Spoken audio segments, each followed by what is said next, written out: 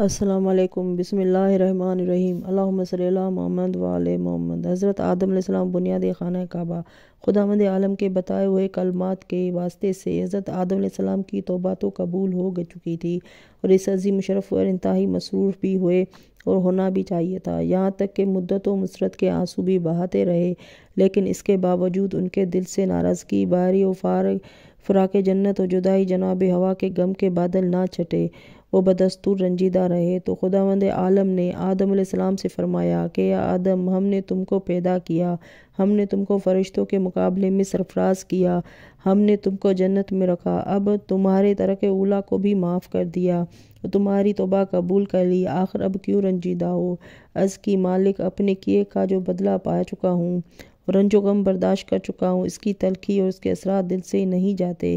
ارشاد ہوا کہ مکہ جا کر کعبہ کا طواف کرو، دل مطمئن ہو جائے گا اور روح سکون پا جائے گی۔ پھر جبرائیل کو حکم دیا کہ آدم کو مکہ لے جا کر انہیں میرے گھر کا طواف کراؤ۔ حضرت آدم علیہ السلام حضرت جبرائیل کے ہمراہ مکہ معظمہ پہنچے اور اس گھر کا طواف کیا جو خیمہ کی صورت میں مقام بیت پر نصب تھا۔ ایک روایت میں ہے کہ حضرت آدم کو جبرائیل علیہ السلام پا پیادہ لے گئے تھے، جہاں جہاں ان کے قدم پڑتے تھے سبزہ لہلانے لگتا تھا اور ریت کا میدان گلزار بن جاتا تھا۔ ایک روایت میں ہے کہ خداوند عالم نے مقام بیت پر ایک یاقوت سرخ کا ایک سا گھر بنا دیا تھا جس میں نور کی قندیلیں آویزاں تھیں، اس کے دو دروازے تھے، ایک شرقی اور ایک غربی، اس کے اوپر ایک خیمہ زبرجد کا سبز کا نصب تھا جس کی تنابیں سونے کی تھیں۔ الغرض حضرت آدم علیہ السلام جناب جبرائیل کے ہمراہ مکہ پہنچ کر مشغول طواف ہوئے۔ طواف سے فراغت کرتے ہی ان کے دل کو قدرے سکون حاصل ہو گیا۔ اس کے بعد جناب جبرائیل نے انہیں کوہ صفا پر پہنچا دیا۔ کوہ صفا پر پہنچنے کے بعد حضرت آدم علیہ السلام میں ملاقات ہوا کا اشتیاق شدت پکڑ گیا اور وہ ان کی ملاقات کے لیے بے انتہا پریشان ہوئے۔ بالآخر کوہ صفا سے اترے اور ایک جانب کو چل پڑے۔ جس طرح حضرت آدم علیہ السلام بے چین تھے، جناب ہوا بھی بے چین تھی، اور جس طرح حضرت آدم کوہ صفا سے اتر کر تلاش ہوا میں ایک طرف کو چل پڑے تھے، اسی طرح جناب ہوا بھی کوہ مروہ سے اتر کر ایک جانب کو روانہ ہو گئی تھی۔ نہ آدم کو معلوم تھا کہ کدھر جا رہے ہیں، نہ ہوا کو خبر تھی کہ کس طرف جا رہی ہے۔ اتفاقاً دونوں چلتے چلتے مقام عرفات پر پہنچے اور دونوں میں ملاقات ہو گئی۔ دونوں نے ایک دوسرے کو جبرائیل کے ذریعے سے پہچانا، کیونکہ امتداد زمانہ، صدمہ، فضا اور عرضی کی وجہ سے دونوں کے چہرے متغیر ہو گئے تھے اور پہچاننے کا امکان نہ رہا تھا۔ غرض یہ کہ پہچاننا تو بہت دور ہوئے اور مقام تعارف کو عرفات اور یوم ملاقات کو تعارف کو یوم عرفہ کہا گیا۔ اس کے بعد حضرت جبرائیل امین علیہ السلام نے ان دونوں کو لا کر اسی خیمے میں رکھا جو فرشتوں کے ذریعے سے مقام بیت پر نصب کیا گیا تھا۔ پھر چند دنوں کے بعد حضرت جبرائیل امین علیہ السلام نے بروایت علامہ مجلسی ان دونوں کو صفا اور مروہ پر پہنچا دیا۔ پھر اس خیمے کو جو مقام بیت پر نصب تھا بحکم خدا آسمان پر اٹھا لیا گیا اور اسی مقام پر کوہ صفا، کوہ مروہ، کوہ طور اور سینا اور کوہ سلام یعنی نجف اشرف سے پتھر منگوا کر خانہ کعبہ کی تعمیر کر دی اور کوہ ابو قبیس سے وہ پتھر لا کر نصب کر دیا گیا جو اس مقام پر محفوظ تھا، جسے حضرت آدم علیہ السلام اپنے ہمراہ جنت سے لائے تھے، جس کا نام حجر اسود ہے۔ قصص الانبیاء جزائری میں ہے کہ حجر اسود کو حضرت آدم علیہ السلام اپنے کندھوں پر اٹھا کر لائے تھے اور جب وہ تھک جاتے تھے تو جبرائیل اٹھا لیتے تھے۔ اس کے بعد حضرت جبرائیل امین علیہ السلام نے حضرت آدم علیہ السلام کو مناسک حج بتائے، حج کرنے کا طریقہ سمجھایا۔ حضرت آدم علیہ السلام حج کرنے کے لیے آگے بڑھے تو شیطان آڑے آیا اور بہکانے کی صحیح کرنے لگا۔ حضرت جبرائیل نے آدم سے فرمایا کہ اس سے پتھر مارو۔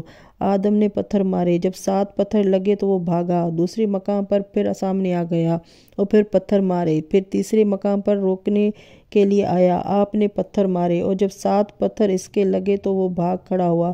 یہی وجہ ہے کہ حج میں رمی جمرات کیے جاتے ہیں۔ اس کے بعد طواف النساء واجب قرار دے دیا گیا، جو طواف النساء نہ کرے اس کی عورت اس پر حج کے بعد حلال نہیں ہوتی۔ ایک روایت میں ہے کہ حج کے سلسلے میں جب آدم علیہ السلام مقام منہ پر پہنچے تو جبرائیل نے کہا کہ مغفرت کی تمنا کرو، چنانچہ انہوں نے ایسا ہی کیا اور دعا کی کہ یہی وجہ ہے کہ اس غیر معصوم جگہ کا نام منہ رکھ دیا گیا۔ حج سے فراغت کے بعد حضرت آدم علیہ السلام نے بروایت طبری روضۃ الصفا بارگاہ احتیاط میں عرض کی کہ مالک مجھے سرندیب جانے کی اجازت دے دے کیونکہ مکہ میں گرمی بہت زیادہ ہے۔ خداوند عالم نے اجازت دی۔ حضرت آدم و حوا حضرت جبرائیل کی امداد سے سرندیب واپس پہنچ گئے اور وہیں رہنے سہنے لگے۔ بروایت اربلی کبھی وہاں رہتے تھے اور کبھی مکہ آ جایا کرتے تھے۔ ایک روایت میں ہے کہ حضرت آدم علیہ السلام نے ہندوستان سے 40 حج پا پیادہ مکہ جا کر کیے۔ تفسیر زاہدی میں ہے کہ 40 حج اور 200 عمرے بجا لائے تھے۔ ایک روایت میں ہے کہ حضرت آدم علیہ السلام نے اپنی عمر میں 700 حج اور 300 عمرے کیے تھے۔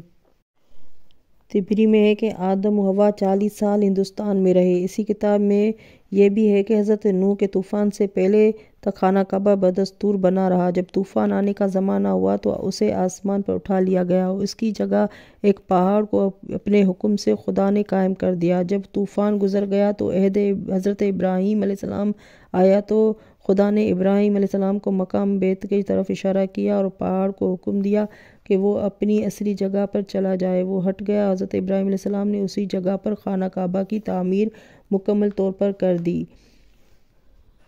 عبداللہ بن عمر و مجاہد سے مروی ہے کہ خانہ کعبہ زمین کی خلقت سے 2000 سال پہلے سطح آب پر اس کے پھین سے بنایا گیا تھا، پھر اسی کے نیچے سے زمین بچھائی گئی تھی۔ تفسیر انوار التنزیل میں ہے کہ خانہ کعبہ کی عظمت کا اس سے اندازہ لگایا جا سکتا ہے کہ جس کی نگاہ اس پر پڑتی ہے وہ اشکبار ہو جاتا ہے۔ اسے آج تک کوئی تباہ برباد اور نیست و نابود نہیں کر سکا، نیز کوئی پرندہ اس پر سے نہیں گزر سکتا اور کوئی درندہ اس کے حدود میں کسی کو غزن نہیں پہنچا سکتا۔ ہر شب جمعہ دنیا کے اولیاء وہاں جمع ہوتے ہیں۔ اس کی بنیاد عہد حضرت آدم علیہ السلام اور ایک روایت کے بنا پر اس سے بھی پہلے پڑی ہے اور قیامت یا اس کے بعد تک خدا چاہے گا قائم رہے گا۔ مورخ طبری حضرت امیر المومنین علیہ السلام کے حوالے سے لکھتے ہیں کہ جب خانہ کعبہ بنایا جا چکا تو جبرائیل نے ایک آواز بلند کی، اے دنیا کے لوگوں، تم پر حج واجب کیا گیا ہے۔ اس آواز کا بلند ہونا تھا کہ پشت آدم علیہ السلام سے پیدا ہونے والے مسلمانوں نے صلب آدم علیہ السلام سے جبرائیل علیہ السلام کی آواز پر آواز دی، لبیک اللہم لبیک لا شریک لک ان الحمد والنعمت لک لبیک لا شریک لک۔ یہی وجہ ہے کہ ان جملوں کو حج کا اہم جز قرار دے دیا گیا۔ اللہم صلی علی محمد و علی محمد۔ میری ویڈیو اچھی لگے تو لائک اور سبسکرائب کر دیں۔ اگلی ویڈیو کے لیے